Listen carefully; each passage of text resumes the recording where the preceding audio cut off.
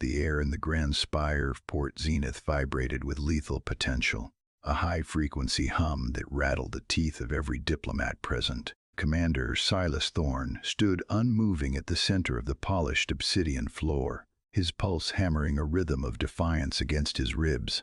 Across the chamber, the massive blast doors groaned open, revealing a blinding silhouette. Queen Valeriana of the Xandrian hegemony moved like liquid mercury, terrifying and ethereal, her presence alone enough to silence the usually raucous Galactic Council. The representatives cowered behind their kinetic shields, whispering fearful rumors about the legendary Terran spirit, but Silas ignored them. He only felt the small, trembling hand gripping his own. He shifted his weight, placing his body purely between the Queen and the silver-skinned child at his side. To the galaxy, he was a death-worlder, an obstinate brute from a high-gravity rock. To the girl, he was the only safety she had ever known. He squared his shoulders, a defiant apex predator shielding his cub from the storm. This was the reckoning, a throne forged from an act of mercy. 3 cycles earlier, the universe had been a simpler, colder place. Silas had been patrolling the perimeter of the restricted Xandrian expanse aboard the Star Runner Ethelgard when the sensors screamed. It wasn't the signature of a raid or a stellar phenomenon. It was the frantic, dying pulse of a vessel tearing itself apart. On the main view screen, the disaster was beautiful in a catastrophic way. The crystal hull bled light like silver snow, casting a prism of iridescence against the void. "Commander, that creates a diplomatic incident of the highest order," his lieutenant warned, voice tight. "That is Xandrian high-caste tech. If we cross the line, it's war. And if we don't, it's murder," Silas retorted, his voice steel. "Initiate the Morrison Protocol. No child left to the stars." He didn't wait for confirmation. Relying on raw human ingenuity, Silas rigged a breach pod for a trajectory the autopilot refused to calculate. He launched himself toward the fracturing crystal ship, the G-forces pressing against him like a physical blow. This was the essence of a great science fiction story made real, the impossible jump into the unknown. Inside the wreckage, the environment was a chaotic storm of psychic feedback and searing heat. Xandrian technology wasn't merely built. It was grown, a complex biotech that pulsed with the ship's pain. The corridors shifted and twisted, blocking his path, reacting to aggression. Silas realized he couldn't force his way through. He had to calm himself. He lowered his weapon, broadcasting intent rather than force.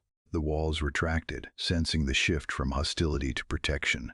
In the shattered core, he found her, Leora. She was trapped beneath a fallen strut of singing glass, her skin shimmering like the hull of her ship. She looked at him with eyes that held the depth of nebulous.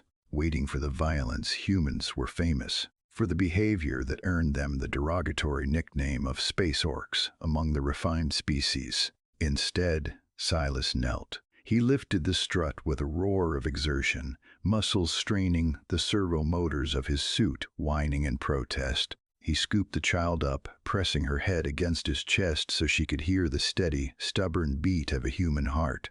It was a collision of worlds, the fragile, crystalline royalty and the rugged, unyielding endurance of humanity. He didn't just find a survivor, he found a destiny. As he carried her back to the airlock, the crumbling ship seemed to bow in deference to the rescue, acknowledging that in this cold void, HFY wasn't just about war. It was about the ferocious will to save life. The grand spire held its breath. The silence wasn't empty, it was pressurized, a containment field ready to rupture. Queen Valeriana stopped 3 paces from Silas, her towering form casting a long, sleek reflection on the obsidian. The royal guards leveled their lances, weapons of focused photon energy that hummed with a terrifying insectoid pitch. Silas didn't flinch. He felt Leora's heartbeat against his leg, a frantic flutter like a trapped bird. He dropped his hand to her shoulder, a silent promise of violence against anyone who dared cross the gap.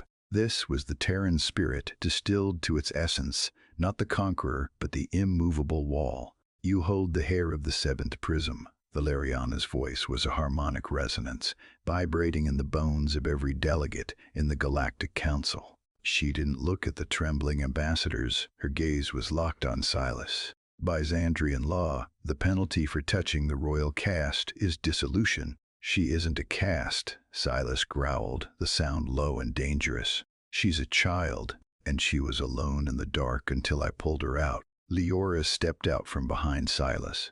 The council gasped. Her silver skin, usually a mirror of her surroundings, began to pulse with a warm, golden hue, a color unknown to the cold, crystalline biology of her people. It was a reaction to Silas's presence, a biological integration where her physiology responded to the safety he projected. The queen's eyes widened. She saw the undeniable truth. The human hadn't captured the child. He had become her anchor. Valeriana signaled her guards. The lances lowered. The lethal hum vanished, replaced by the stunned murmurs of the galaxy's elite. The Morrison Protocol, Valeriana murmured, testing the alien words. You defied the neutrality of the expanse. You risked war with a superior power. Why? Because looking away would have cost me my soul, Silas answered. The queen slowly knelt. It was a movement so graceful it looked like a waterfall cascading in reverse. A collective shockwave went through the chamber. Xandrian queens did not kneel. You saved what we could not protecting, Valeriana declared, her voice amplifying to fill the spire. You have invoked the sacred blood debt. By saving the life of the here, you are bound to her fate. She extended a hand, her palm open, revealing a sigil of light. The throne requires a protector who values life over protocol. A guardian who understands that true power is not in the weapon, but in the hand that refuses to wield it against the innocent. Silas looked down at Leora. She squeezed his hand, her golden light intensifying, merging with the harsh industrial LEDs of his suit. It was a visual testament to their bond, family defined not by biology, but by the ferocious will to protect. I name you co-regent, Valeriana announced, looking up at him. Join us, Commander Thorne. Unite our worlds. Silas holstered his weapon. The friction of the movement snapped through the room, a final period on the sentence of war. He took the queen's hand, bridging the gap between the organic grit of humanity and the celestial perfection of the Xandrians. For her, Silas said, his voice echoing with the weight of a new era, I accept.